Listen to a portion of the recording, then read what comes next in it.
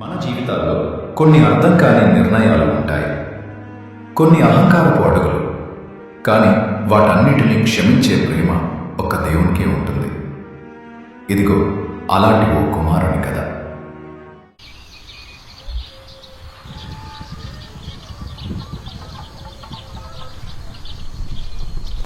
ఒక గ్రామంలో ఒక ధనవంతుడు ఉండేవాడు. అతనికి 2 కుమారులు. ఇద్దరికీ తండ్రి ప్రేమను సమానంగా పంచేవాడు. తండ్రి మంచితనంతో న్యాయంగా ఇంటిని నడిపించేవాడు.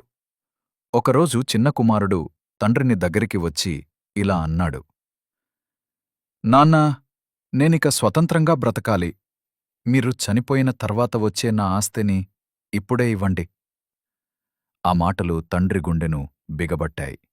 కాని కుమారుడి ఇష్టం గౌరవించాడు. అతని వాటా ఆస్తిని ఇచ్చాడు. చిన్న కుమారుడు ఆస్తితో పాటు ఊరిని విడిచిపెట్టి దూర నగరానికి వెళ్ళిపోయాడు. అక్కడ కొత్త స్నేహితులు, రాత్రిపూట పార్టీలు, అసభ్య జీవితం. ధనం ఎలా వచ్చిందో తెలియక, ఎలా పోయిందో కూడా తెలియకుండా పోయింది. అతడు అన్నీ వృధా చేసేసిన తరువాత ఊరిలో కరువు వచ్చింది. తినడానికి తిండి లేదు. పని లేకుంటే పూట గడవడం కష్టం. చివరికి అతడు ఒక వ్యక్తి వద్ద పంది పెంపకం పనికి వెళ్ళాడు.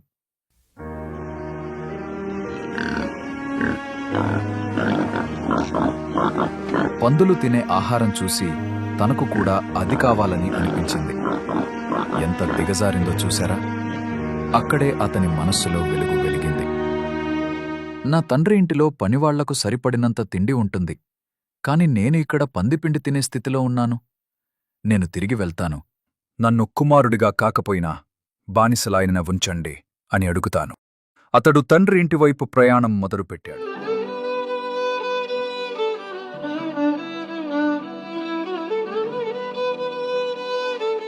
అతడిని దూరంగా చూసిన తండ్రి కొడుకుని గుర్తిరిగాడు. మనసు ఉప్పొంగిపోయింది. పరుగెత్తుకుంటూ వచ్చి అతన్ని అల్లికలు వేసుకుంటూ కన్నీళ్లు పెట్టాడు. నాన్నా, నేను దేవునికి మీకు పాపం చేశాను. నాకు మీ కుమారుడిగా ఉండే అర్హత లేదు అని కుమారుడు ఏడవసాగాడు. కాని తండ్రి వినలేదు.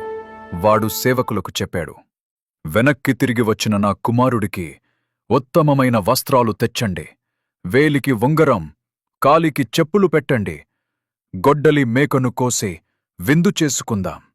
ఎందుకంటే నా కుమారుడు మృతి చెందినట్టు అనిపించి ఇప్పుడు బ్రతికి వచ్చాడు.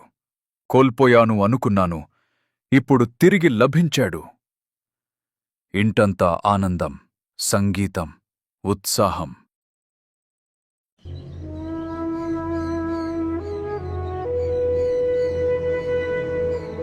పెద్ద కుమారుడు కోపంగా ఉన్నాడు. నాన్నా, నేను ఈ ఏళ్లుగా మీతో సేవ చేస్తున్నాను. ఒక్కసారైనా మీరు నాకు ఇలా చేశారా? ఇప్పుడు వాడు వచ్చేసి విందు పెడతారా? తండ్రి ప్రేమగా సమాధానమిచ్చాడు. నాన్నా, నీవు ఎప్పుడూ నాతో ఉన్నావు. నాది నీదే. కాని నీ తమ్ముడు మృతునిగా మారి తిరిగి బ్రతికాడు. కోల్పోయినవాడిని తిరిగి పొందాం. ఇది ఆనందించాల్సిన రోజు.